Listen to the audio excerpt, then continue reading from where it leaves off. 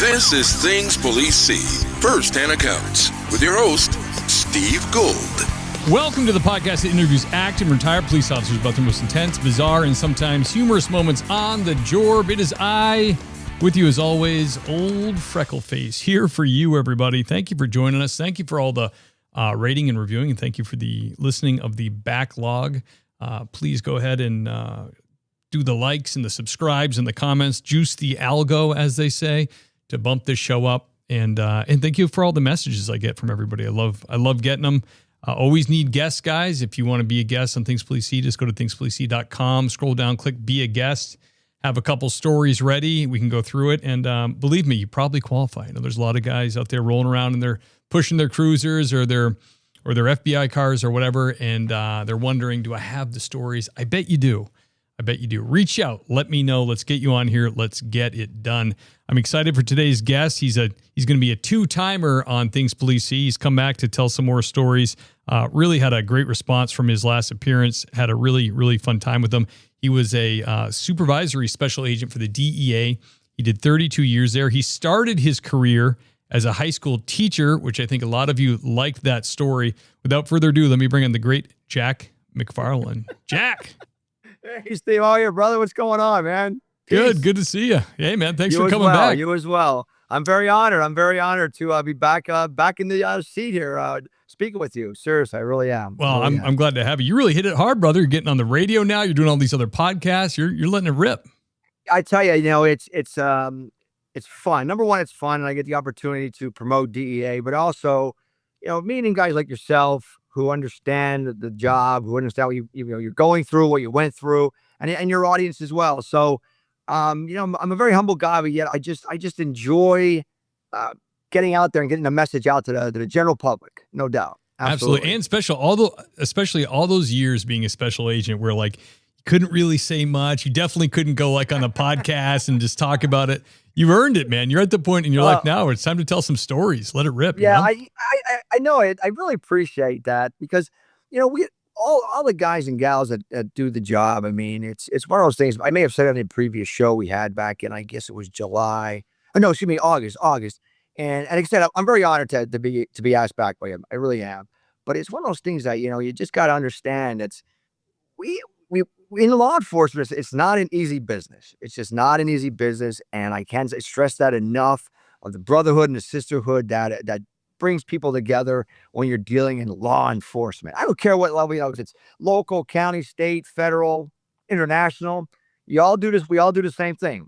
We carry a weapon, and hopefully we come home at night or we come home in the morning, whatever your shift is. So. Yeah, absolutely. I love it. I love that you're getting out there, brother. Last time we talked, we did the boilerplate questions I always ask.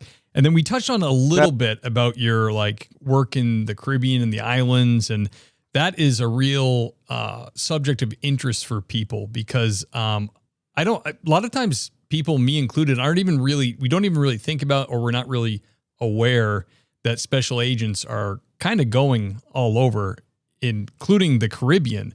So I'd love to hear some more details about that, how you got out there, what it was like, some cases you had there that were interesting. Sure, absolutely. I mean, we'll kick this thing off. A lot of times with Uncle Sam, especially with DEA, we're located throughout not only the continental United States with over 200 some offices, continental United States, but we're over 90 some countries, international countries, and that's a big swath of land to deal with. In regard to the Caribbean, which I found really, really exciting, thinking outside the box kind of deals, the Caribbean division, I'll give you a quick synopsis of it. The Caribbean division is made up from Freeport, Bahamas, Nassau, Bahamas, bring it down the chain, go west to the Caymans, Grand Cayman, Little Cayman. Then you bring it across to the east. You got Puerto Rico, Dominican Republic, Haiti. You have also, then you come down the chain, the leewards and the windwards, and you always at the bottom down where the ABCs are. What's the ABCs? Aruba, Bonaire, and Curacao. We have an office in Williamsted, Curacao. We also have an office in Port of Spain, Trinidad and Tobago. So now, where are these offices sitting? Well, these offices are sitting right up the coast of Venezuela and Colombia.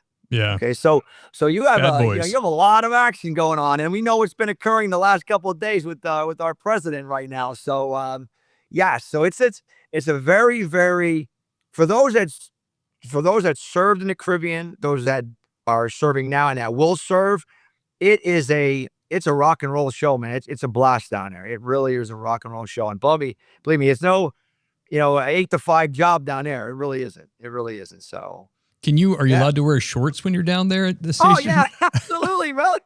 I mean, my guys would wear the craziest things because they're gonna know you. Like I was the resident agent in charge or the supervisory special agent in charge down in the St. Croix resident office. Well, we're St. Croix. Well, it's a U.S. Virgin Islands territory. You have St. Thomas, St. Croix, St. John. We have an office in St. Thomas. We have an office in St. Croix. Where was the main office? Well, the main office for the Caribbean division was in Guanabo, which is in San Juan, Puerto Rico. So it was 75 miles to our west. So that's where my boss sat. And, you had guys, the division is made up of international offices, Santo Domingo, Dominican Republic. Okay. So that's an international office. And also, basically, I'm going to call it domestic offices like San Juan, Fajardo, Aguadilla, Ponce. Now, your audience is probably go, where are all these people? I'm giving you a geography lesson. Well, and the reason I do it is to give you a reference of what and how big you're dealing with of the Caribbean. So you have a body of water. Okay, let me just bear with me. I know I'm going off on a tangent here. Body of water. You got the Andean region to the south, which is going to be basically Colombia, and it's going to be Venezuela. To the west of that, or to the left of it, is all your CENTAC countries, Central America countries. Okay, to the east of that are all the chains of the islands. Then that's where the sea is. On the other side, on the east of the chain of the islands, is the Atlantic Ocean, and they don't like to go out on the Atlantic Ocean if they don't have to. Why? Because it's rough. It's a rougher body of water. So yes, but no protection from the islands. No protection, and they'll island hop. Like you see those go fast boats that are being in the news today. They only have so much fuel on them, and they have to go and they have to either hit a port somewhere, hand it off to another boat. The other boat handoff may occur up by Honduras. They hand it off to dope because they only have so much distance and so much range they can do when you're underwater. And when you're down there, good. I was gonna say, when you're down there working, do these places dedicate plainclothes guys to do drug work, or is it all like paramilitary police? No, it's gonna be it's gonna be us. I mean, you have DEA. They're gonna get to know. They're gonna know who you are. So you have to think outside the box. You have to make sure that when you're doing your investigations, it's not as simple as it is saying. And I should say simple, but it's not as similar to you in say in the CONUS, continental United States. You got to do different types of operations within guidelines. You got to stay within the guidelines. And a lot of times we'd have to bring in agents that were, say, from the continental United States, say from a Miami division or an Atlanta division or a Washington division to come in and do some undercover operations. A lot of times we would do a lot of our work with confidential informants, confidential sources to make things happen. But down there, life is cheap. You get caught snitching, you're done, man. They're gonna throw you in the ocean. I hate to say this, but on my watch down there for 4 years, I mean, we had 2 of them got smoked, and they tortured and killed. So it's a rough business, and you kind of don't want that on your head, even as a boss, but you can't be with these people 24 hours a day either. And I know I'm getting on a movement here, but my thing is this: military personnel. How can I put this? Exposure to military. Everyone thinks Coast Guard is military. Coast Guard is part of Homeland Security. Coast Guard, what a wonderful people. I mean, these people used to see these tactical teams they had and aircraft and shooting out the darn the mist team. They go fast boats. They blow them up and they scuttle the boats. But they got the bodies and they got the dope. And then you'll have a lot of the National Guard, Puerto Rico National Guard, U.S. Virgin Islands National Guard assisting. But did I ever have the 2 destroyers or 3 destroyers sitting in the sea at any time? Nah, not really. I mean, we had a lot of different vessels. Coast Guards would come in with their 110s, or I guess their 110s or 220s, and they would do a 30-day TDY or temporary duty, and they were good. But a lot of times, we got to provide the information. Us. There's other agencies in the alphabets that are providing information as well. Because it's Steve, it's a very much needle in a haystack out there. It really, really is. You got to have intel, satellite, phones. You have a lot of different techniques that we use. And I won't tell all the craft, but we did very well down there, to the point that we noticed the price of dope was increasing, because every mile they come north, dope comes north, money goes south. Harder to And get. every Yeah. time we think about that. So, I mean, I know I'm talking very quickly with you, Beer, but it was quite interesting. But yeah, you had to think outside the box, my brother. Absolutely. Yeah, Yes, it's sir. funny. The Caribbean, everybody, obviously, the first thing comes to mind is the turquoise water and white sands and stuff. But I remember going on a Disney cruise with my parents, and we went to a resort on Nassau. And the boat, where the boat parked, you had to walk through Nassau to get, or it literally was like over a bridge to, like, when you went over the bridge, it was all palm trees and, like, tiki bars. But walking there, I remember walking with my family. My dad's got, and he's a cop at the time. He's got us real close, me and my sister and my mom, and we're walking down the sidewalk. And there's a guy like 5 feet out the sidewalk taking a dump, just open air. And my dad's like, don't. And of course, I'm 7. So I'm like, hey. He's like, nope, don't even look or point. Just keep going. And then we get to the resort, and it's like heaven on earth, But Yeah, I remember sure. my dad wanted to get, every time my parents go to the Caribbean, he always tries to buy my mom something gold, because the price of gold was so good there. So Yes. he had to go back over into that land, the bad land, to get The Badlands, a gold yes. bracelet for my mom. I'm like, oh, we hope he comes Sure. back alive. Yeah, exactly, because you know what goes on down there, don't you? Scam-a-llama ding-dongers down there, boy. They're always scamming you. Is it really gold? Is it 14 karat gold? Is it 925 silver? I mean, they Right. got it going on down there. But when they know you're a continentaler, like we call us continentalers, but when they know you're down there for a reason, You got money. they don't try to game you, man. They won't, because they know. And then when they find you out, you're one of Uncle Sam's boys or girls, they totally won't game you, man. They stay away from you. So there's so many different things. There's so many different stories, but yeah, that's the living conditions where everyone thinks living in the Caribbean. Oh, I love to live in the Caribbean. Oh, I love to buy a place, and it would be wonderful to get out of the Wisconsin winters and all that. Well, my advice to you is don't rent. I mean, don't buy, rent. See what you think. Spend a season down there. If you like it, spend a second season down there, because the healthcare down there is wicked. It's just rough. Okay.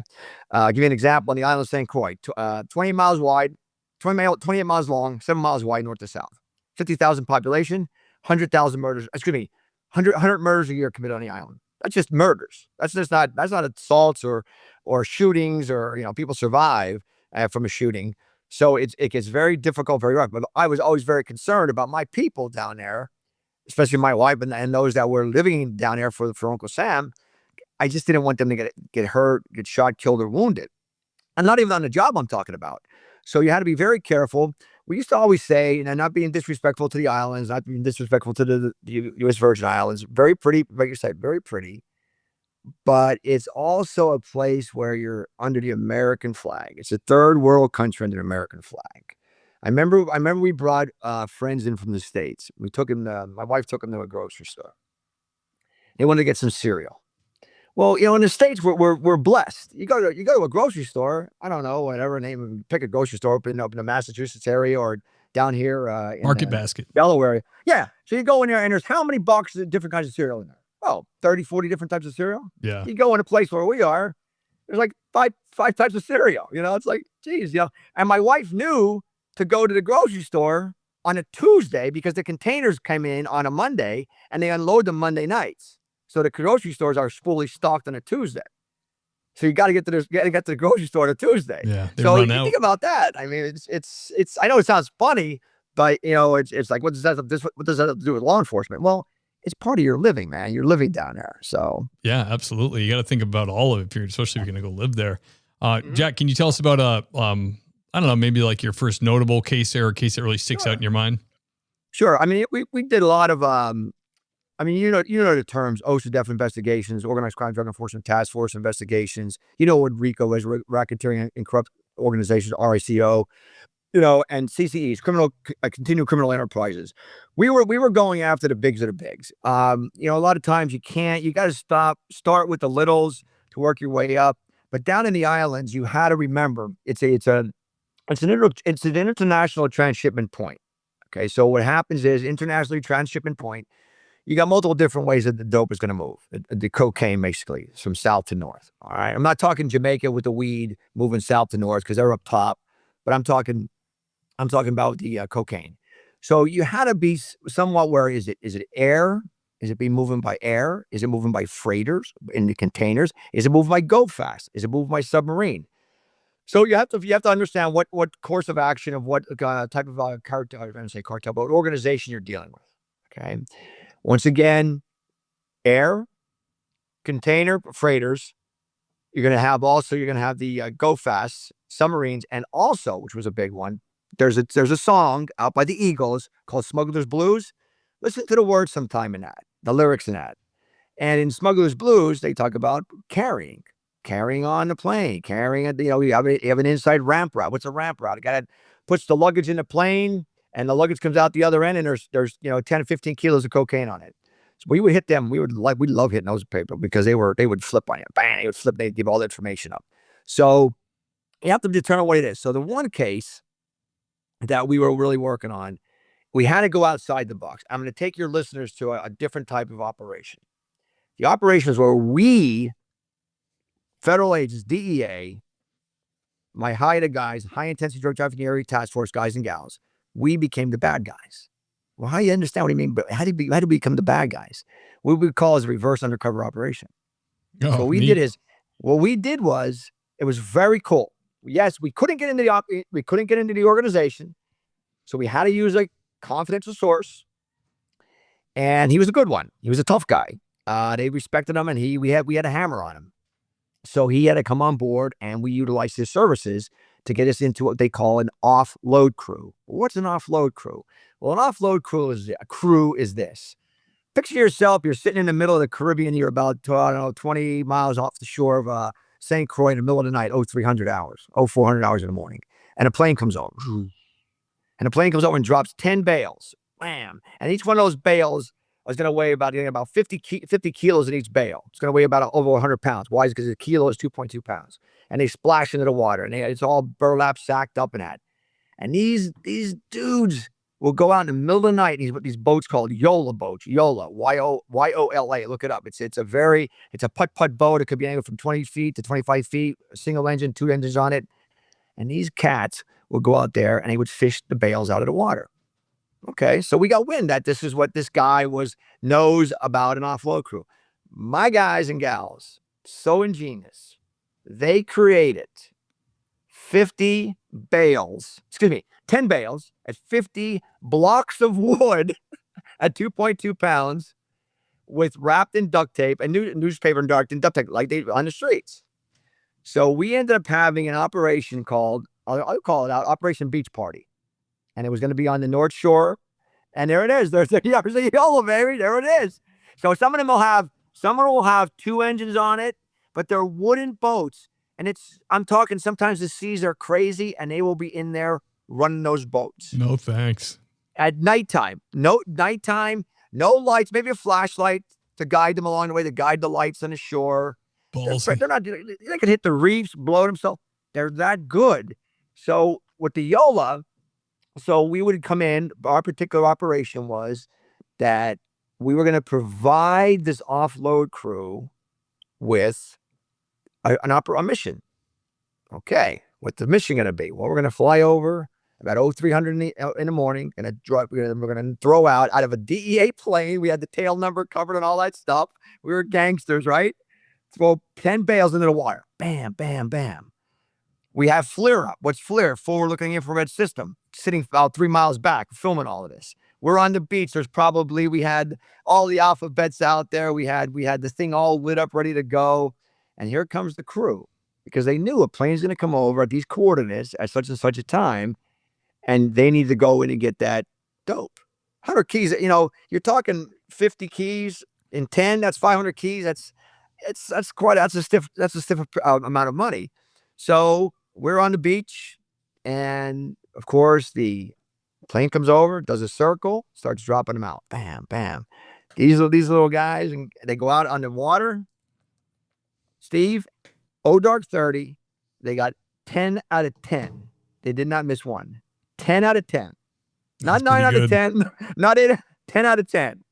And it was kind of funny because when we were observing, and Fleer basically said, gave radio from air down to ground, said they got them all. They got all 10. They got all 10. They're moving forward. They're moving forward back to the beach. As soon as they hit the beach, or as soon as their feet were dry, we lit them up. We lit the beach up with lights, camera, action, took them all into custody. Nice. And what was in the bags?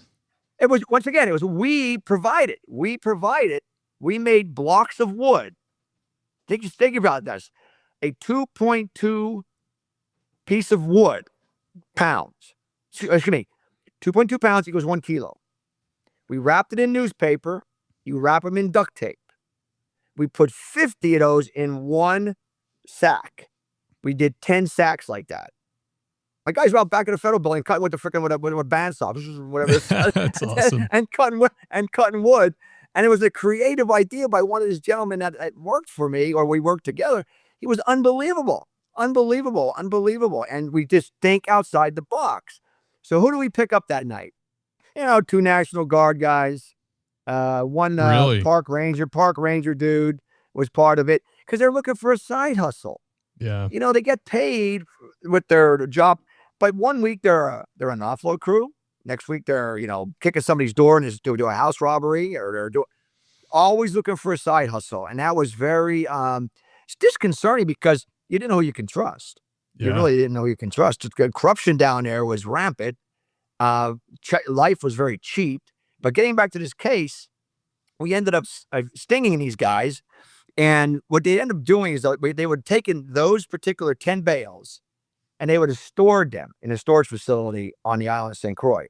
And then they would have moved them either to Puerto Rico or up to the TCs. What are the TCs? The Turks Caicos, provincial town up there. They would move them up. Then they would hand them off to somebody. They're very compartmentalized. They don't want to be like, I don't want to know what Steve's doing. I stay away from him.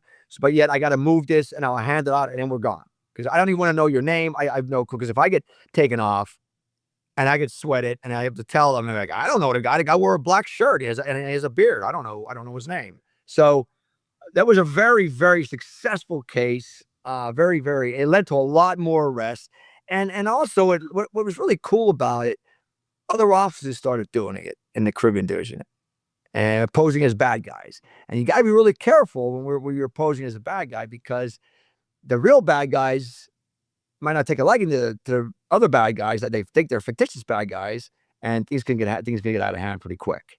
Yeah, how do you even get in as a bad guy? You must have local guys that speak the language, and absolutely, yeah. Don't look like you, probably. No, we had a confidential source. Tough guy, as I said before, my owner to speak here, and he was something, and he knew that he was in deep trouble with us. We kept it quiet. We kept it very quiet. Believe it or not, we kept it really quiet.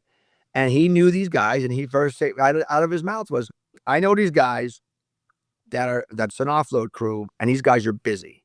They're so busy that they're going from St. Croix doing this, over to St. Thomas doing this, over to Puerto Rico doing this.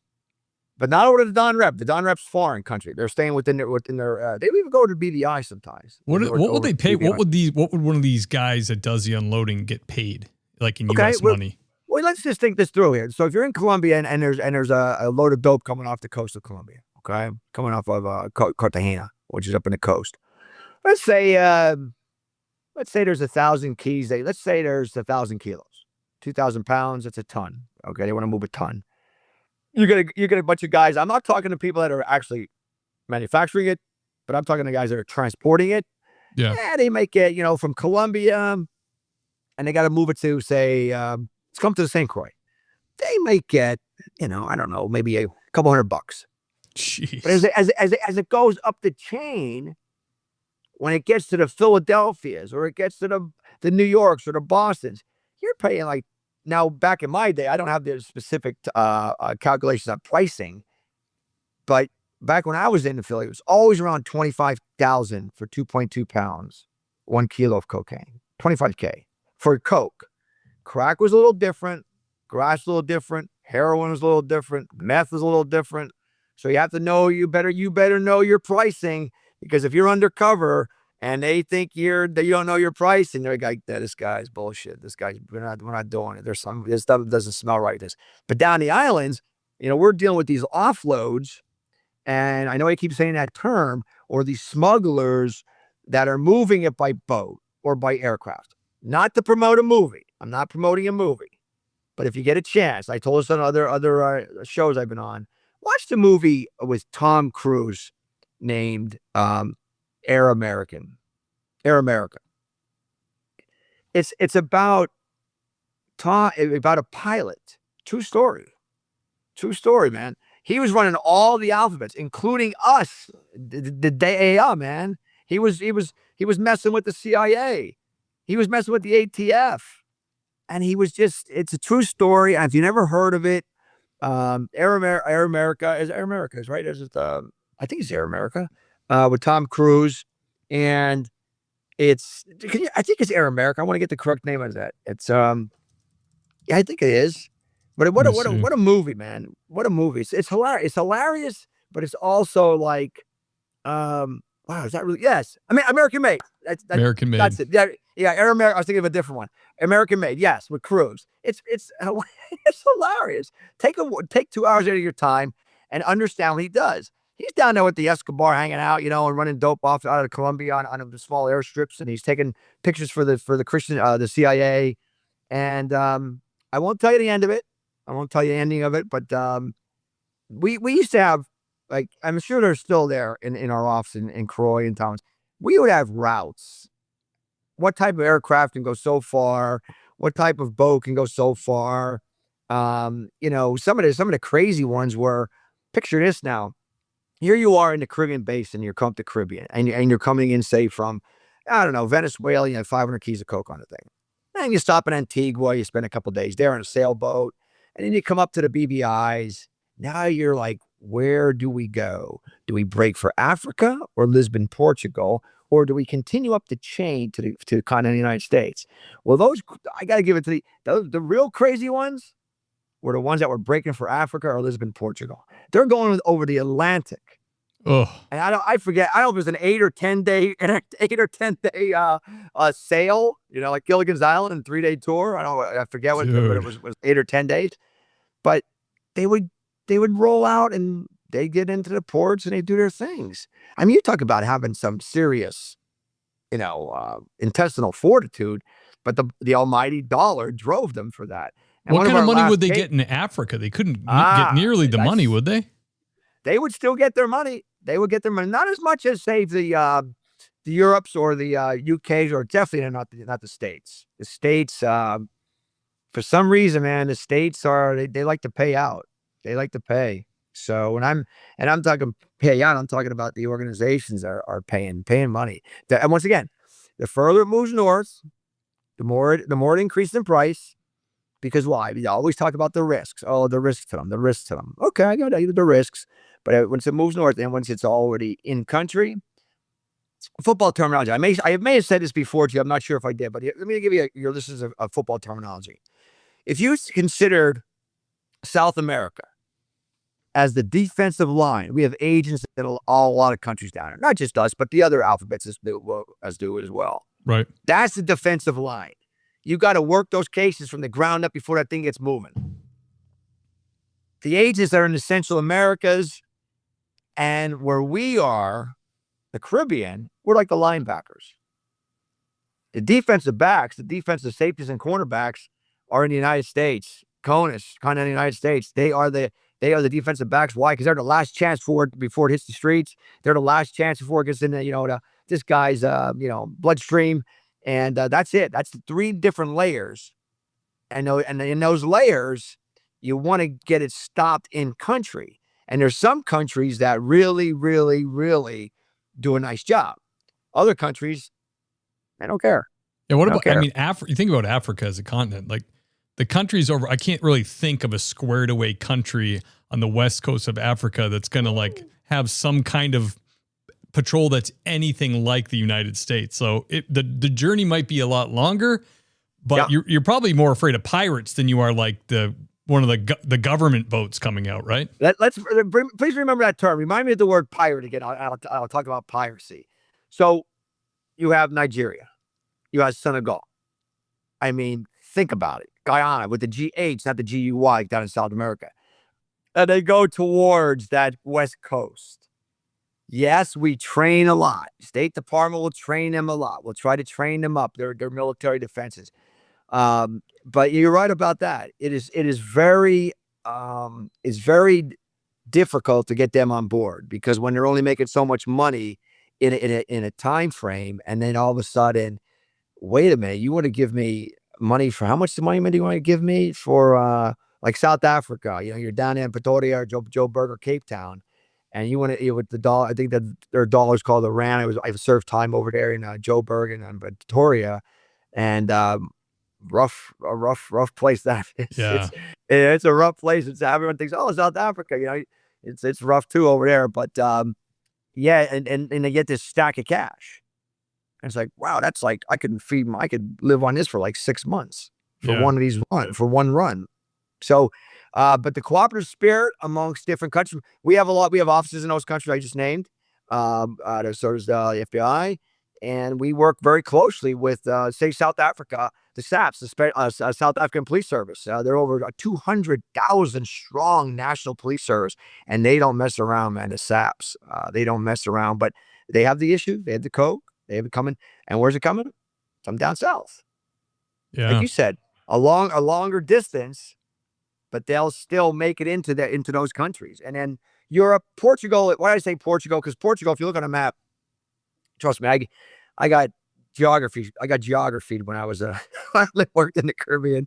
It's like a nose that sticks out, and that's what they'll shoot for. Boom. And then once they get into Portugal, they can hit into Spain. They can work their ways into the country, Italy, and all that. So, and it comes through. But a lot of times, once again, let's not forget freighters.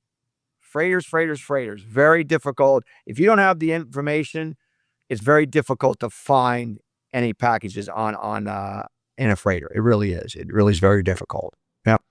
Yeah, it's got to be. I mean, it's a whole nother complexity. It's difficult enough, big cases in the United States where you're dealing with the U.S. government's got your back, but like when you have to call ahead to other countries and talk to your point of contacts and try to coordinate this whole thing, dealing with different. I mean, I don't even know what other countries have for.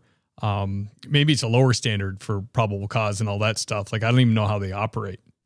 That's a great point. I mean, I'll back you up a little bit. We had great relations because remember the islands. Let's stick with the Caribbean. The islands are made up of little rocks, basically so many miles long and whatever. But it's American, United States. It's British, okay, the UK. You have the Dutch and you have the French. So think about this. So you have four countries that have all these little islands, and there's a joke.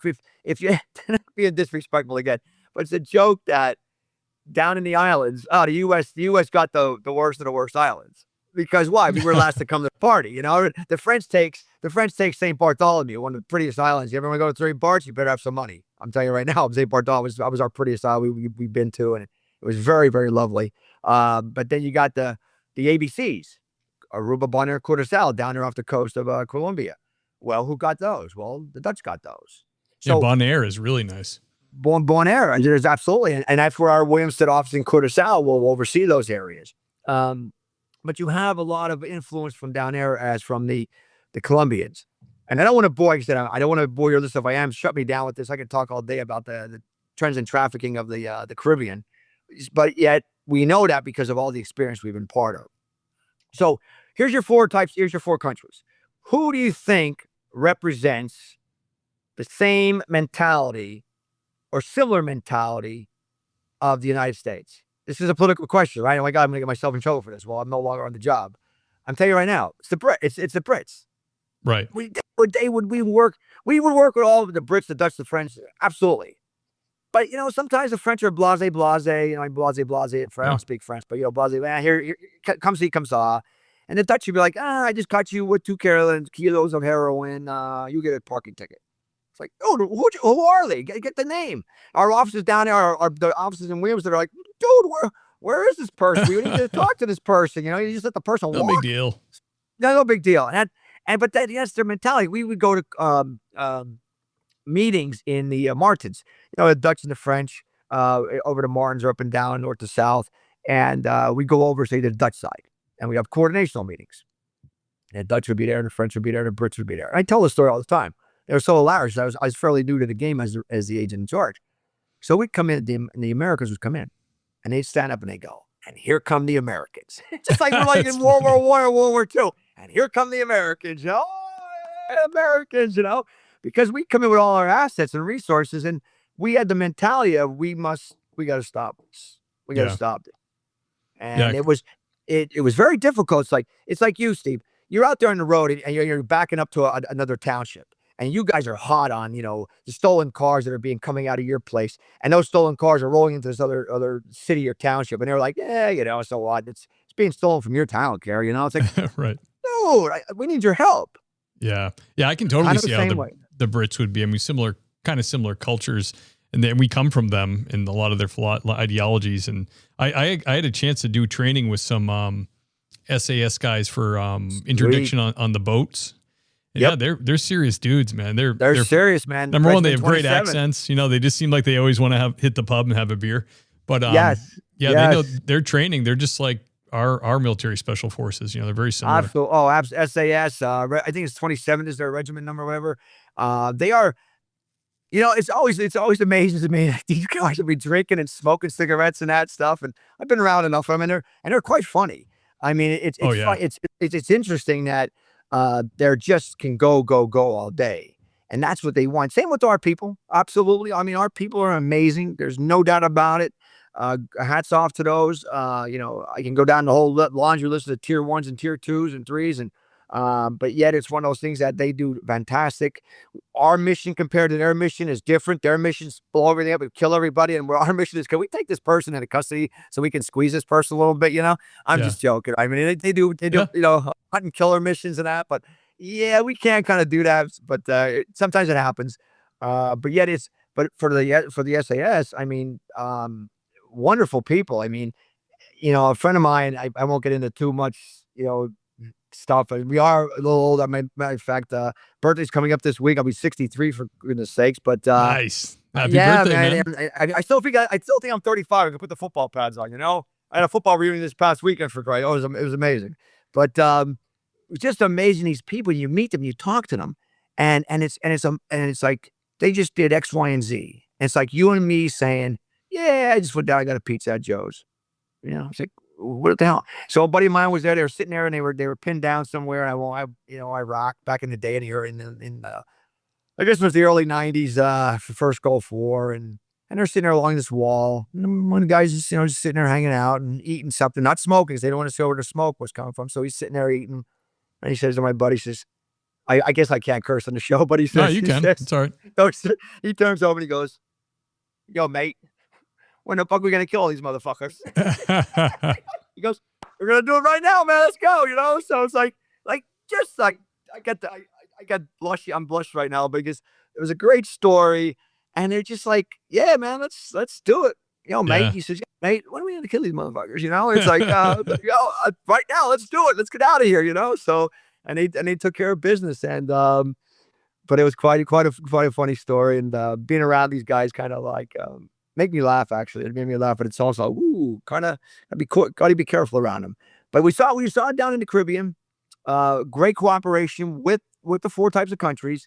You best behave yourself because you don't want to upset anyone, because at any given point the Dutch might bring a nice boat in for interdictional work, which you need to coordinate. And so we kind of had to, I wouldn't say had to bite your tongue sometimes, but you had to kind of go to the position of, let's think this through so we don't upset anybody. Yeah, you don't want to offend somebody. Diplomatic. Sure. Very, very diplomatic, and work through it. And we did. And we did. I would always try to find out. My goal was to try to find out who in American alphabets is friends with, say, the French head of their office. And then I would kind of get an introduction that way and work my way in that way. And then a lot of times it worked out. I mean, not everyone's going to like you. It's just not going to work that way because they have different methods of the thought processes. So yeah, it's fun. That's how everything works in life too.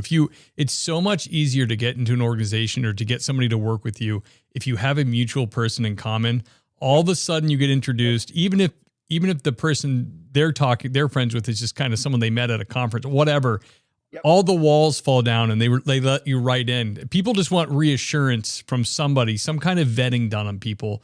I'm the same way too. If I get introduced to somebody through a friend, I'm like, all right, I can work with this guy because this guy would never recommend him. You know what I mean? It's so much harder doing a cold intro, getting somebody to work with you, put their neck out a little bit for you. They don't even know who you are, what your real motives are, you know? Sure. I mean, I have to give a shout out, if you don't mind, to Yeah. the guys.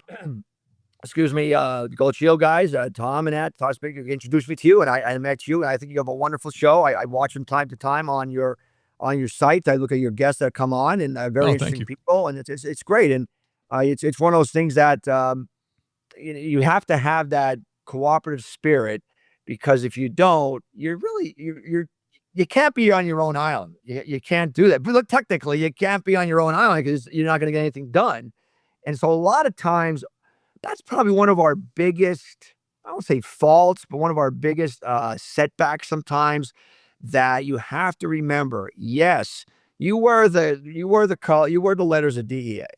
These guys were the letters of FBI, or these ones are the CIA or whatever. You got to kind of work it together. And that's why I used to love working with the high intensity drug trafficking area task force. And that's what I had in St. Croix.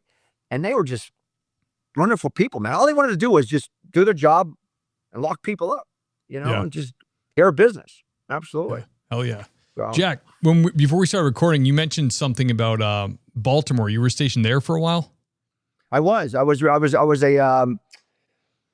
That's a shoot 'em up there.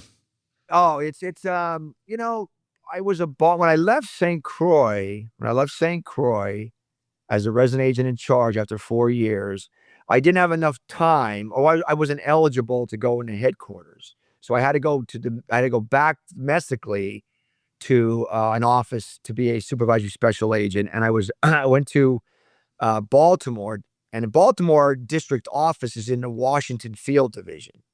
So that's in the Washington Field Division.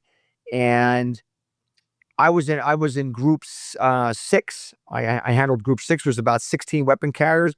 Most of them were definitely feds, but then we had also the locals, and it's state, county, local guys, task force and stuff. Task force, and just a good bunch of people, and we did some good jobs. We did some good. But Baltimore, here's my take on Baltimore. I worked Philadelphia, I worked Baltimore, Philadelphia, city of organized crime. Baltimore, city of disorganized crime. Period. That's how the best way I could describe Baltimore. I've said it before in other shows, because they're just all over the map. They're not like the guys in Philly versus the guys in Baltimore. And Baltimore is a rough West Baltimore. It's a gangster haven up there, man. I've never heard anything good about Baltimore, and I'm sorry if you're from Baltimore, but like I've never heard anybody say, "Oh, this part of the city or is nice," or because even Philly has Kensington and all those terrible spots. But there you go. But Philly has some wonderful places, some very rich heritage and history there. But Baltimore is just always getting pissed on. So when you were there, do you have any notable investigations there that were interesting to you? Most of the cases there, when I got to Group 6 was a group that was doing very well. Under a tutelage of a gentleman that I respected, but I came in with a different thought process, and that thought process was I wanted to go with bigger investigations, because why? I just came out of the Caribbean for 4 years, and we're dealing with RICOs and CCEs and priority targeting investigations and thinking outside the box. Aircraft. I mean, example is one of my first weeks I'm there. The guys walked into the office. One of the 2 agents walked into the office, and they said to me, "Hey, boss," I'm like, "Yeah, what's up?"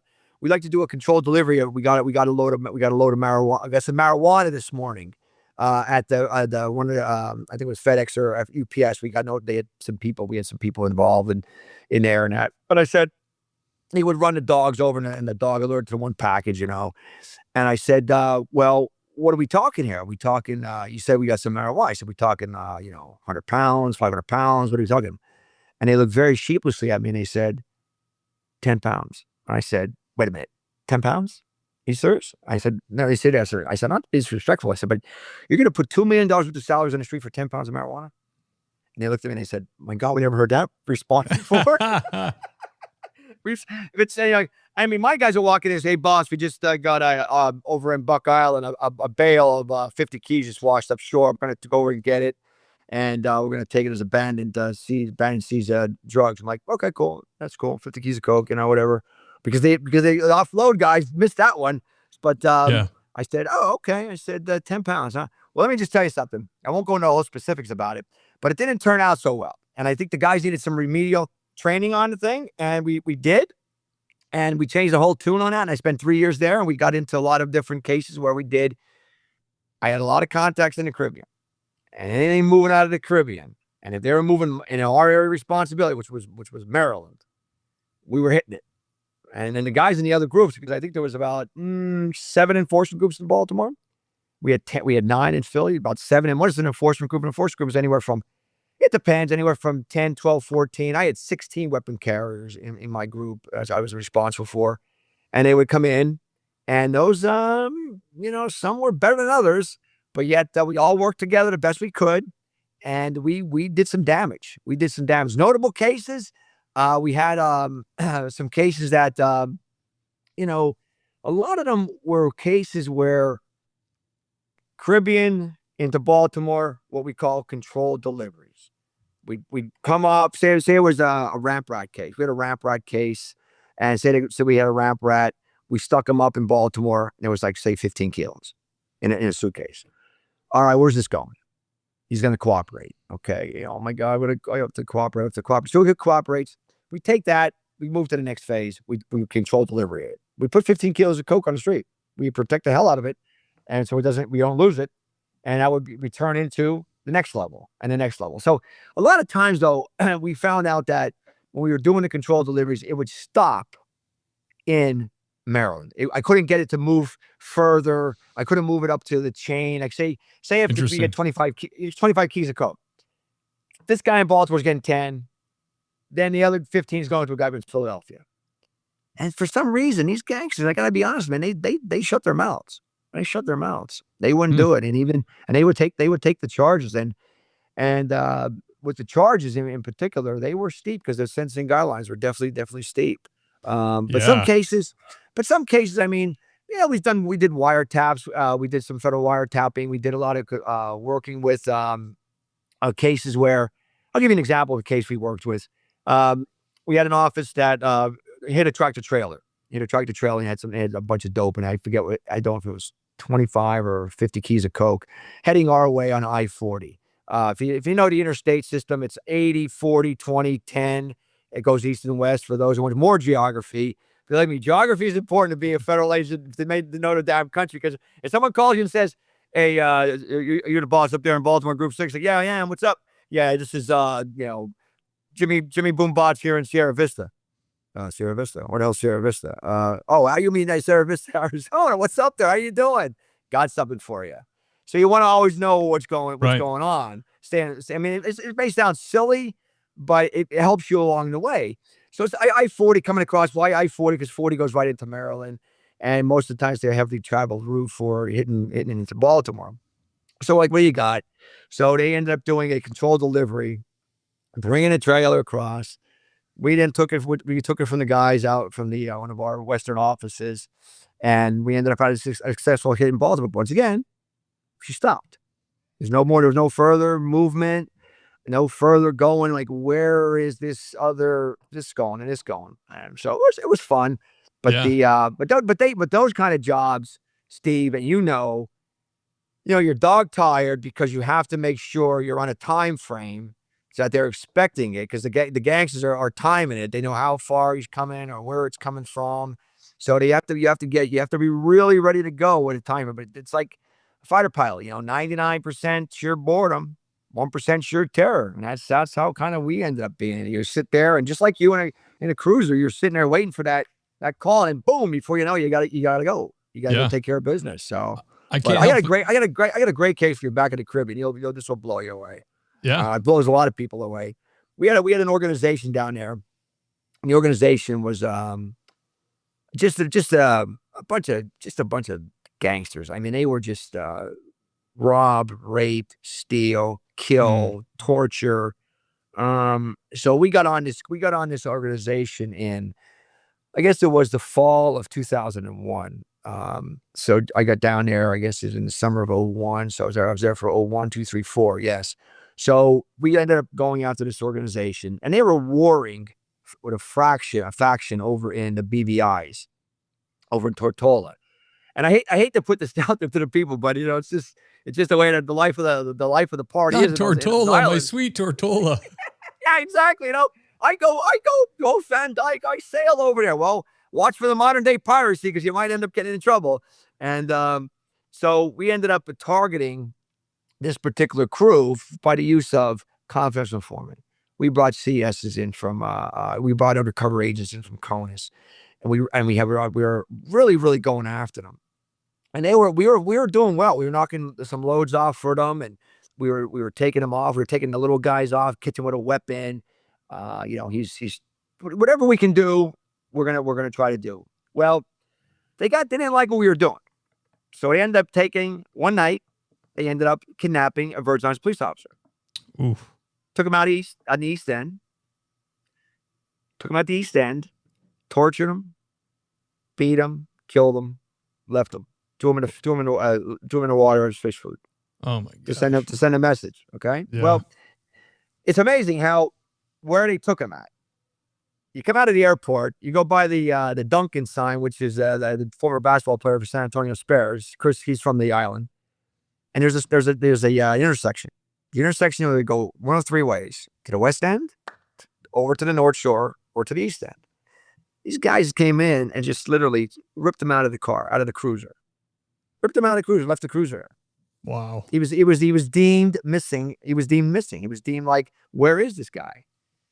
So that started the ball rolling. So they go after a local, and no disrespect, they go after a local, and they do their thing on him.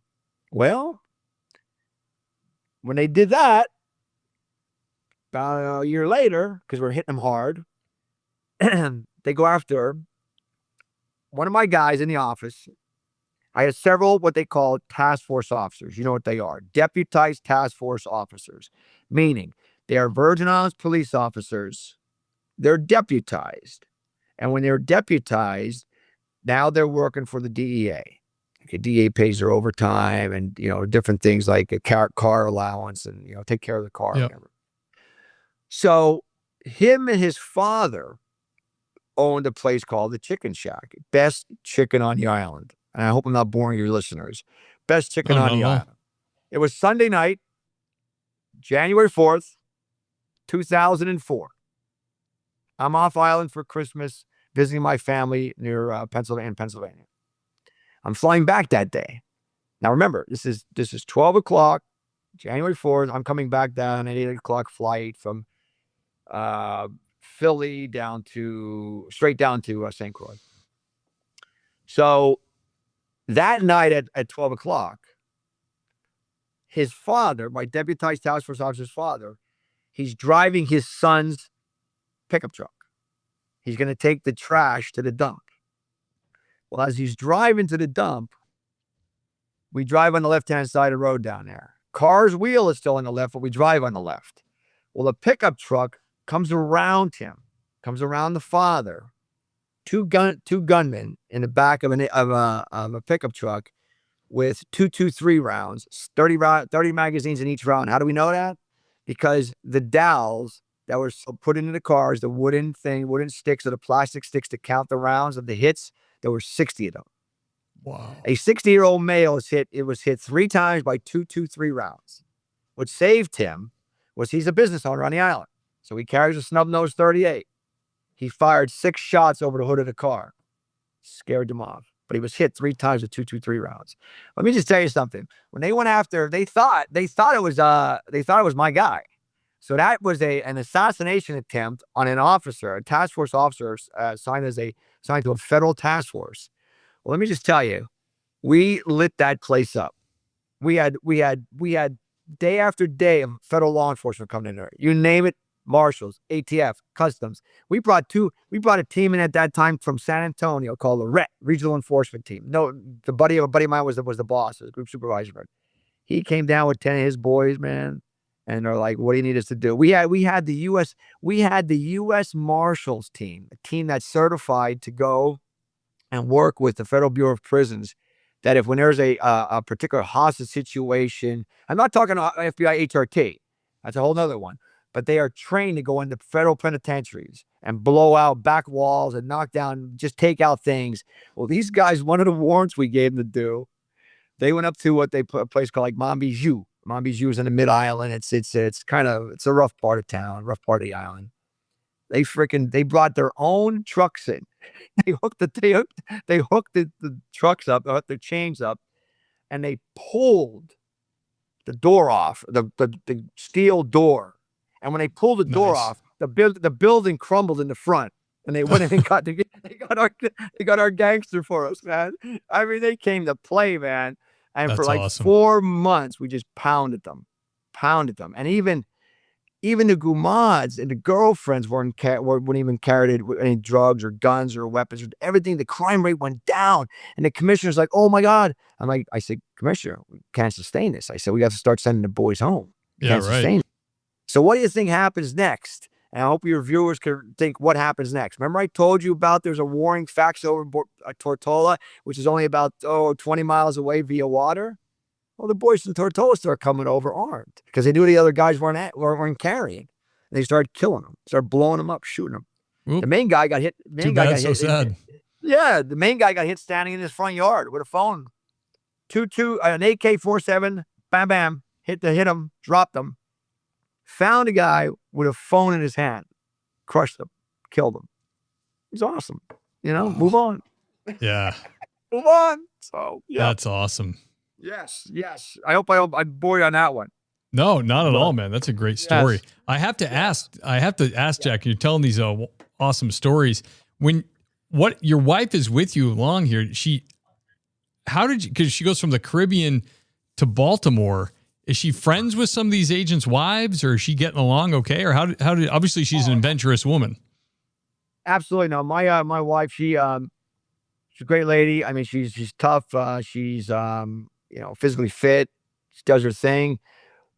She was a corporate exec when we lived in Northern Virginia. She used to work for Ray-Ban sunglasses, and she did very, very well at Ray-Ban.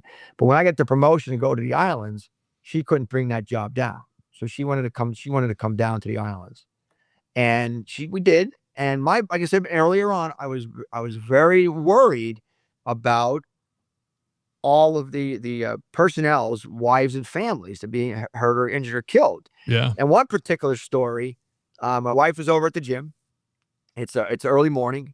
She's over not too early of a morning. She's over at the gym, and I get a phone call from one of my guys in the street. He says, "Boss." I said, "Yeah, what's up? Yeah, what's up, Chris?" He goes, "Where's your wife right now?" I said, "Why?" He goes, "Just wanted to know." I said, "Why?" "Because at your intersection where you need to get home, where your wife needs to get home," he says, "there's been a shooting. There's 2 dead." I'm like, "Oh, wonderful." I said, "Let me call her. She's at the gym." So I call her on her cell phone back in the day, on the cell phone. I say, "Hey, where are you right now?" She goes, I'm here at the gym." She goes, "I'm with, 2 of her girlfriends." I said, "Do me a favor." I said, "Get on the treadmill for about another half hour or so and don't come home just yet. All right. Is that cool?" She said, "Oh, okay, no problem. Bye." Hung up. Because there was death right there at the intersection. And she knew don't ask me questions. Just go as I'm telling you. And she basically was like, I got it. I'm glad nothing happened to any one of them, especially my wife. Did we have threats on our guys down there? Yes, we did. I had to move three of the families off the island. I had to move them out, and send them back to continental United States. And I miss those guys because those guys were they were warriors, man. They were case makers. They were gentlemen. The wives, they were great people.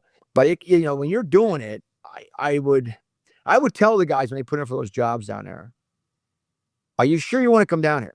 Are you sure you want to bring your wife? Are you sure you want to bring your wife and your child down here?"